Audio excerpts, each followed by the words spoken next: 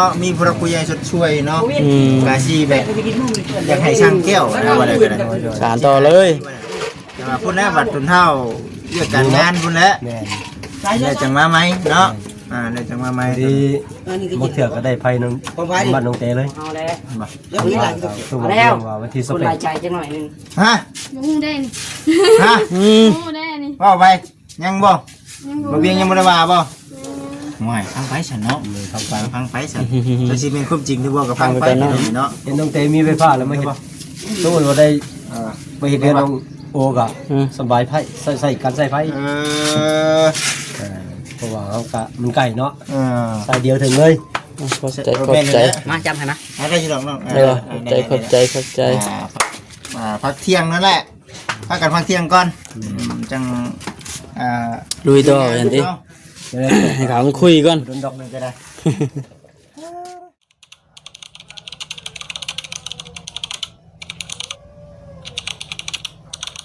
รถเอาให้มันแจ่มมันกระเท่าไรแล้ว พดเอาน้ำพดเอาก็ได้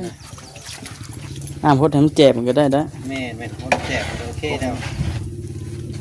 ถ้าผมไก่พดบดเลยบดต้มบดอยากให้แดดถึงไปอยากบ่ถ้าแดดถึงแล้วมันไปอยากมันปล่อยนะ อ่อนมันพลอยปะ เลยแบบเข้าไปใกล้ยิมตีเล็กตะปูด้วยครับเนาะ เนาะยันยังครับ เล็กตะปูนะ เออ เห็นครั้งแรกเลยเพื่อนแล้วนี่เห็นแต่ในคลิปเขาถ่ายรูปเนาะ มันยังไงเฮ็ดยังน่ะ อันนี้พยางนี่เลย มันเป็น เคยเจ้าครั้งแรก มันเป็นอะไร หน้า นา มันมันเหมือนว่าพยางทั่วไปนะ มันพยางที่ว่าเพิ่นนั่นอิหยังเลย บอกคำเคยเห็นแล้วแสดงว่าเรา ข่อยเคยเห็นอยู่เพิ่นเฮ็ดมุงแก๊สนี่แหละเอา มันหนาได้ คุดคุมซ้ำนองชาแล้วก็เอาพยางหนานี่ไปมุง หนา ให้อายแก๊สมันขึ้นยิงขึ้นเลย บ่อันนี้มันเป็นอะไรอันนี้มันเป็นบุงมนบ่หรือว่าจังได๋ เป็นคายเป็นเม็ดทางยาวนี่4 เม็ด แต่ว่าเปได้เนาะแม่นบ่ แม่นเปย์ คือพยางเฮานี่แหละ คือว่าเป็นธง อ่า คือว่าเป็น คล้ายๆเป็นก้อแบบ อ่า ทาน้ำมันนั่นแหละ อ่า คล้ายเป็นเม็ดได้นี่ หนังมันก็จะกิน คล้ายเป็นก้อกับคล้ายกันกันชื่อมันมีกันชื่อ เพิ่นสิเฮ็ดที่ใดบัดนี้วิธีเพิ่นน่ะ เต็มเนาะมา โอ้ ได้ทันเต็มมื้อนี้ เบรกลายหลังฮักคือเพิ่นเอาแหล้ว ค่อยนั่งนี่มันดี โอ้นั่งห่มก่อน แม่นว่าจังกัน เด็ดจะหน่อยปลาแอนตกกันอันนี้อีกเล่น เดี๋ยวให้บ่คิดตาแดดก็ได้ดอกโอ้วิดอยู่ ต้องจับเลยแหละ จับเลยเอาหนึ่ง โอ้โหโอ้ ไปโอ้คนธรรมชาติตัวนี้ เนาะคนเทียม เดี๋ยวว่ามันไว้ เย็นครับ เพ เนาะ ราะน้ำมันหน่อยมันจะขุ่น เนี่ยมันจะได้อยู่ครึ่งหนึ่ง บ่ได้บ่ขึ้นครับนี่นะ อ๋อมัน มันบ่จิตแม่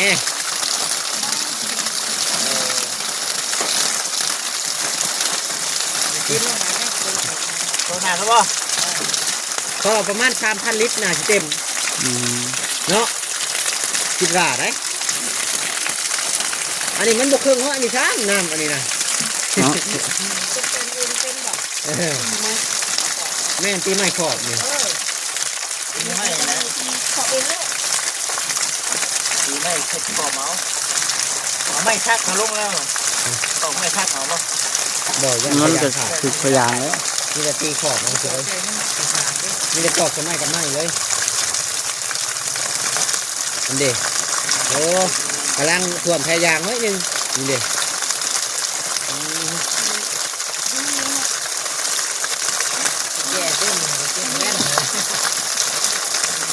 เชื่อครึ่งเจ้าวัน บ่เพิ่ง มือลายนี่สิ ตายก็บ่เพิ่ง3,000 ลิตรนี่เต็มนี่ อ๋อ พวกไงเนาะ เจ้าก็คิดเบิ่งแล้วนี่อันลอกหนึ่งอันนี้ก็ทำอันนั้นหนึ่งลอกนี่อันนี้ครับอันนั้นหนึ่ง กันเนาะ เดี๋ยวนั้นยังไม่ได้เต็มเลยดิ ได้พวกครึ่งหนึ่งแกมาอยู่พวกครึ่งจ้าเนาะ 3,000 ลิตรนะอันนี้เต็มเลย พอดีนะเดี๋ยวไปลง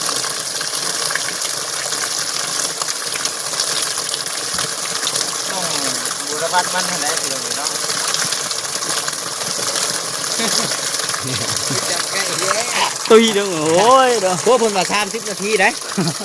กันน้ำได้30นาทีได้ ผมไปประมาณ ข่อยบ่กล้าเลย วิ่งนี่แหละนี่เรื่องของอย่างคุ้มแหละ แต่คอยหาบ่เสื้อคอยน่ะ บ่กล้าเลย คอยบ่เสื้อที่ขาดคอยว่า นี่น่ะน้ำออกจากกล้องน่ะ ตกอยู่ บ่ได้นาทีครับ บ่ฮอดนาทีเลย เข้าเสื้อ เขา แต่ว่ามันเครื่องของมันระบบมันกันน้ำอยู่มันสิเข้าไปมันเป็นพวกกล้องพวก ฮ้อน คอย แล้ว บ่เสื้อคอยนี่คอยบ่เสื้อ ก็ไม่กันช่างไปตายแล้ว ถึงน้ำเลย แม่ขึ้นน้ำ โอ้เวลาเจอ ทางเขาพักผ่อนก่อนนะวะ อยู่ในช่วงแดดเนาะ แดดคนน้ำเดียว ขาดดิ ได้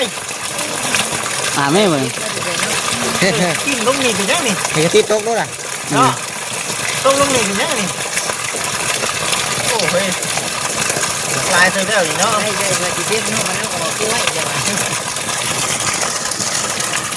บ่เต็ม พอดีช่องเทื่อแก้มานี่พอดี บ่เต็ม บ่เอาเต็มเลยบ่จ้ะ เต็มเลยพี่ได้เพียงเห็นเลยได้ จำแคมเลยได้3,000 ลิตรเนาะไอ้มัน 3 ชุดพุ่งจัก3 เชือกพุ่งจักอยู่ตรงนี้ตัว ปลาแข้งใหญ่นี่เต็ม อันนี้เขาไปเอามาเท่าละครึ่งเนาะเอามาชามแท่งใหญ่นี่เต็มเลย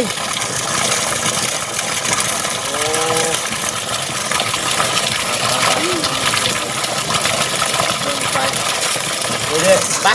มาข้ามพายขี่รถกันมาดีกันนะ ฮ้อนเด้ฮ้อน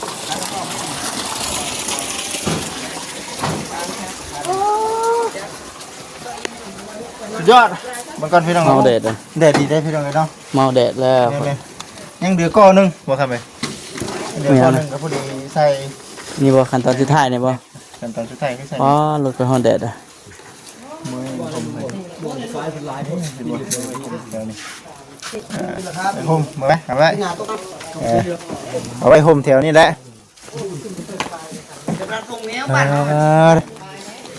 นั่นแหละพี่น้องเลยเนาะคือว่าสร้างเขาไปน้ำกันพี่น้องเนาะว่าสิแนวใดเดี๋ยวสิผมมีพี่น้อง FC มาเบิ่งก่อน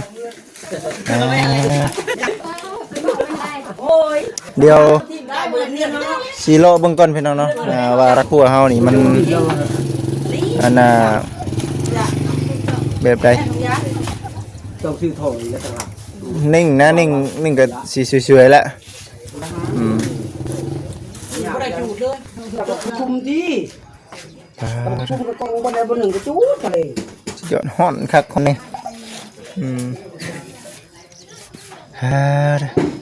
ฉันเหลือชื่อเครื่อง โอเคเอาใส่จอกให้นะยินจอกให้นะ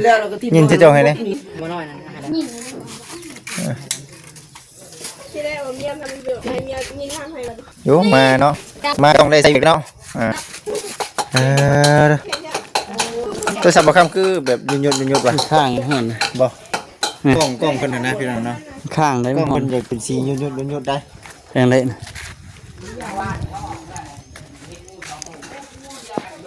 นี่ไดโอ้ขัวนี่บ่ คือว่าเรียบร้อยบัดเรียบร้อยพี่น้องเนาะสำเร็จคือว่าเมื่อวานนี้พากันขุดเมื่อวานนี้พี่น้องเนาะพากันขุด เทปูนี่ร้อยบ่ ให้น้องโอเพิ่นไปใส่ น้องโอ้ย น้องโอ เพิ่นถือโคมไปทางผู้ ไปเลย ไปอ่ะ ไปใส่คู่มาจัก แม่อยู่บ่สิตกเลยเกียบเลย มาโอ้ โอ้มื้อนี้บ่าวอันนั้นบ่มาเนาะว่าสดีก็บ่แซ่นเนาะไปให้ธนา กุ้งแดงเลยเนาะ อืม โอ้เนี่ยเนี่ยพี่น้องเอ้ยบาทนี้ก็ได้สร้างเฮ็ดเนาะมันคุณก็ได้แบบละเอียดเนาะละเอียดพี่น้องเนาะสร้างพระเจ้าเฮ็ดมันได้ละเอียดสวยงามเอาได้พี่น้องเอ้ยเนาะต่อไปก็ปลูกพันธุ์ปลูกนี่ก็ได้บัดนี้นะ บ่ย่าน ได้ เด็กบ่ย่านหยัง มาไปปลูกมานี่ก่อนทางเขาพักเที่ยงก่อนเนาะมันฮ้อนก็ได้พี่น้องเอ้ยแต่ว่าเพิ่นว่าสิเอาให้มันทำนะของเขาสิเอามือมื้อนี้ได้บ่ อย่ามามันถึงเนาะอย่ามามันถึงเกมมาส่งเพิ่นซะพี่น้องเอ้ยเนาะเกมมาส่งเพิ่น แล้วรักรู้นี่แม่นแล้วเลยบ่วันนี้บ่มีหยัง นั่นแหละสมบูรณ์ ให้บอกกันเลยน้องแก แต่ตัวมด บ่ บอกคำเพิ่นเลยเนาะ ให้เบิ่งที่ผู้ว่านี่คือว่าลาวจองโต อ้าวแบบ ว่าลาวจองโตทางแก้วจันแสดงว่ามีแผนการอยู่บ่ จ้องแต่ว่าดินมันก็บ่ทันได้ซื้อเด้ บ่เรื่องกันบ้านน้องโอยบ่ เอาแบบว่าคันว่าน้องเพิ่นเนาะมีผู้รักผู้ใหญ่ช่วยเนาะกาซีแบบอยากให้ช่างแก้วอะไรว่าได้ก็ได้ สานต่อเลย แต่ว่าพุ่นแล้วบัดตุนเฮาเรื่องการงานพุ่นแล้ว แม่น ได้จังมาไหมเนาะได้จังมาไหม ดีบ่เถื่อก็ได้ไผนึงบ้านน้องเตเลย เอาแล้ว แล้วมีหลายตัวแล้วว่าวันที่ คน 21 รายใจจังหน่อยนึง ฮะ มูได้นี่ ฮะ มูได้นี่ ว่าไปยังบ่บ่เบียงยังบ่ได้ว่าบ่ห่วยฟังไปฉันเนาะฟังไปฉันจะสิเป็นความจริงหรือบ่ก็ฟังไปเนาะ เห็นน้องเตมีไฟฟ้าแล้วมาเฮ็ดสมมุติว่าได้ไปเฮ็ดเรือนน้องโอก็สบายไผใส่การใส่ไผเพราะว่าเฮาก็มันใกล้เนาะใส่เดียวถึงเลย เข้าใจเข้าใจ มาจำให้นะ ได้อยู่ดอกเนาะ เข้าใจ พักเที่ยงนั่นแหละพักกันพักเที่ยงก่อนจังลุยต่อจังติให้เขาคุยก่อน โดนดอกนึงก็ได้ มาเด้อกินน้ำใสก่อนน้ำเที่ยงเพิ่นบ่ได้น้ำเที่ยงเอ้ยบ่กินเพิ่นกินนี่กินน้ำเที่ยงก่อน กินน้ำเที่ยงบ่ กินน้ำเที่ยงก่อนฉันน้ำเที่ยง กินน้ำเที่ยง กินไหม กินเลยสิเนี่ย นี่เล็กกินกินน้ำเที่ยงเฮาบ่กินบ่ลงเฮาบ่น น้อ อง น มาว่าหยอกนั่นเล็กกินน้ำเที่ยงไงเพื่อนเขาก็เลยบ่เที่ยงอ่ะ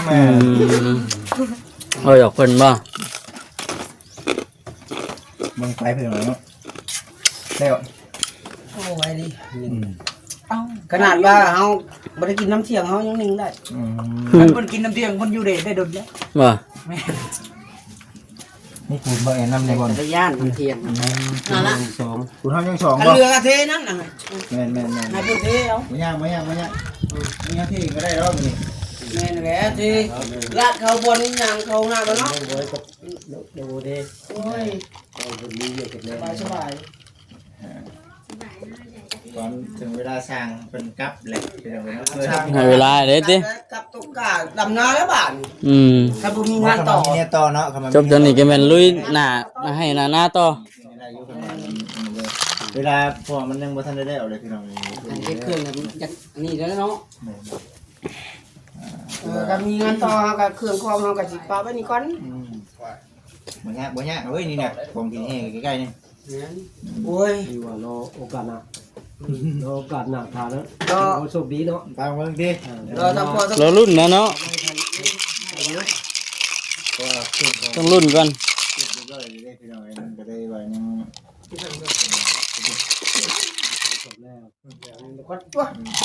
เดี๋ยวไปจัด บ่ก็สิบ่ได้นี่ ไปเลยเมื่อบ้านเรากลับ เคยเฮ็ดตัวนี้อีกนี่ก็ให้เลย ลายชิ้นนี้ ว่าก่อนเฮาสิเข้าวัด เอาละ บ่ยากดอกอันนั้น เข้าใจ สอนพี่น้องเนาะ ไปดอกเบิ่งอันหนองป่าเพิ่นอีกก่อนอ๋อยุ่มใส่อีกบ่น่ะ อีก บื้อ เต็มไว้ไปหน่อย แล้วมื้อเอาอีกบ่ดีกว่า เนี่ยเอา หึ เก็บท่าเต็มแล้ว เบิ่งฉันมาบ่คำสิซอยจักกัน สงการนี่พอดีลิ้นหน้าไปบึ้มเลย บ่ต้องอันนั้นติโตนตึมรถมาดิสิยุ่ม น้องเรือเนาะ แบบบ่ต้องไปไกลบ่ แม่ เออพุดคันมันบ่ให้มันเจ็บ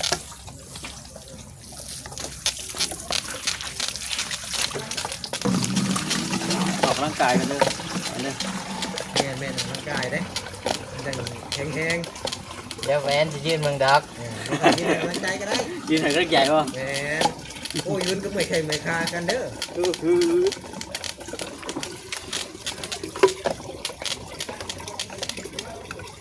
เราเอาได้ใช่เป็นชนิดเลยโอ้ยงามพวก แข็งสลาก็ได้ปืบใจเปิด คัก ก็เดียวน้ำนี่ โอ้ยแผ่นสลา มันคือ เนาะ หมื่นป้าย แผ่นน้อยมันบัด แผ่นน้อยนั้นบัดมันสิได้จังไดเนาะ แม่น ต้องเอาลักเป็ด 20,000-30,000เนาะ พูดแล้ว ทำไฟฟ้าพุ่นแหละ มันจังใส่มันจังแห้งแหน่ เป็นสิบ่ต้นหัวเลยค่ะได้ แม่น ฝากมาอยู่เลยได้ ผ้าแทบตลอดได้มากะคุย เสือตัว เอาอันนี้พอบ่ รถ พอแล้วบ่หรือเอาอีก ยัง เอาจนบอกครับว่าพ่อนะ พอแล้วบ่ไหวแล้วติ รถตะปูใหม่ครับ มาใจประคำกับ อันนี้อัน เขายืนบ่ชื่อจะคึบ มันมีบังไว้สิเด้นี่วานนี่ตกแห้งบ่ฝนวานมีนบ่สรีว่าฝนบ้านทั้งนี้คือว่าตกแห้งแท้เลย มันหาเมื่อคืนนี่ก็เร่งบัดเดียวมาแล้วก็คือคนถอกน้ำเชื่อนี่มิดปึ๊บไปเลยบ่มีว่าป๊อกแป๊กป๊อกแป๊ก พวกมืดทั้งนี้น่ะทั้งพุ่นน่ะยังแดดจ้าอยู่อันได้กินอยู่กิน ฝนตกบ่ทั่วฟ้านะหากได้กินมันเนาะ อันได้กินซื่อ วานนี่ทางพี่น่ะมืดคึมมืดหยังเลยวะบัดทางพุ่นน่ะเอ้า ได้จะกิน ได้กินว่ะ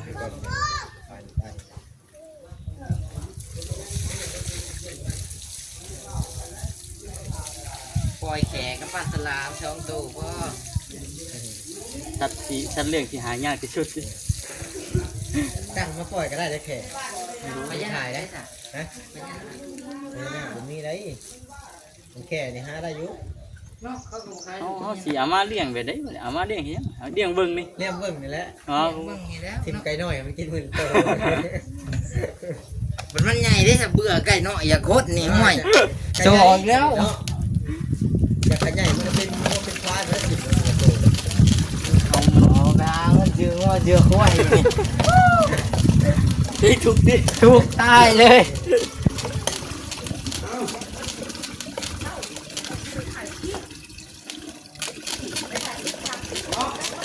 น้ำนี้อย่าขุดอยู่โน่นน้ำเนาะ คุ้น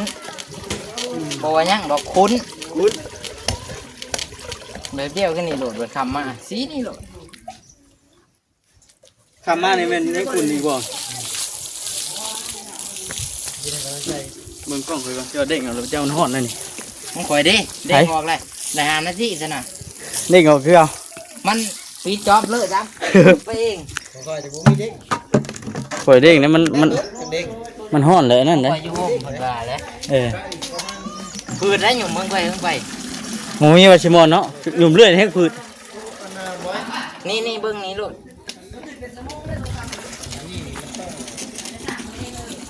เอาไม้บ่ไม้กั้นบ่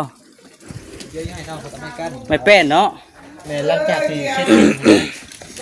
ที่บ่คิดเป็นใส่ไม้เลยเนาะบ่คิดเบิ่งก่อนนะเบิ่งก่อนบ่ต้องกินช่างเพิ่นใส่อย่างนั้นแน่นะหาที่ยากได้ข่าวเห็นเนาะนี่แหละเรื่องยาก อันนี้นี่เอานั่นเอาบัดนี้เอานั่น อันนั้นพยางนี่ครับปลูกเองบ่นี่น้องบอย ปูเอง เออ เสกน้ำมานะ ตบสว่า ตุ๊บนี่เสกปลูก3,000น้ำในแก่น กันเจียนบ่มา ชื่อว่าลูกปลา ให้ลูกปลา ปลาบ่ขายแล้ว มีแต่ลูกปูได้อยู่นะ ลูกปลาลูกปูลูกปูนะ ลูกปูได้อยู่นี่ ปูด้วยลูกปลามีลูกปลามาขายทั้งทีเลย โอ้ โอ้มีแต่ลูกปูนี่ เจ้าเขากระเทียมยังนี่ เพื่อจะเอาปลาลงมาท่าน เดี๋ยวปลาแค่ เอาน้ำขึ้นสำได้นี่สุดหรอ เต็มเลย ว่าเอาเต็ม ดูอันแบบ มันบ่บืนเลยว่าแอน ยิงพันเลย มันสิบืนได้เฮาเอาน้ำลาย เอาขยงมากั้นอยู่นะ เออ โอ้เหลือมันก็เหลือกแล้วมันก็เหลือกแล้วน้ นี่แหละแม่นึง เอาหลายเพื่อไว้นะยันปลาฮ้อน ปลาห่อน เปิดดินโยนลงไป เออ เปิดดินโยนลงไปพุ่นขึ้นมาอีก20เซน ำโอ้มันก็ประโยชน์ ประโยชน์เนาะดินแห้งดินเหลืองเลยถึงอันน้ำแห้งอยู่เลย ดากเนาะเหนียวเนาะ เหนียว เจ้าเป็นคนโยกคนน้ำคู่มือนี่เจ็บคักปะยัง กันมาดินชาย บดก็ได้ตะเล่งฝนฟ้าลงมานี่แจ่มับเลยได้นี่ โอ้ยจะหาไม่กันในรถเนาะ เออ เอาบ่จิตแล้วสิไปห่มสิแจ้ นี่เลยสิบ่อันนี้ น้ำลวงเดือนหกว่า มีท่อนั่นอันนั้นซบลงนี่คือง่ายได้ บอกเลยเนาะ หยุ่มเนาะ เมื่อยแล้วก็ยาเนาะ เขาชื่อก็บ่ได้แพงนะน้องไป โ ขอต่อบ่ 2 เมตรโอเคไหม นี่เฮาซื้ออันนั้นก็ได้นี่ เอาคอตัวละออกเนาะถอดออก มันมีแต่ตัวนั้นก็ แล้วก็ยุ่มในเปลี่ยนน้ำพร้อมในยันน้ำเปลี่ยนน้ำ เปลี่ยนไปได้เปลี่ยนหน้าเอา เอาแบบพอมีเวลาแบบ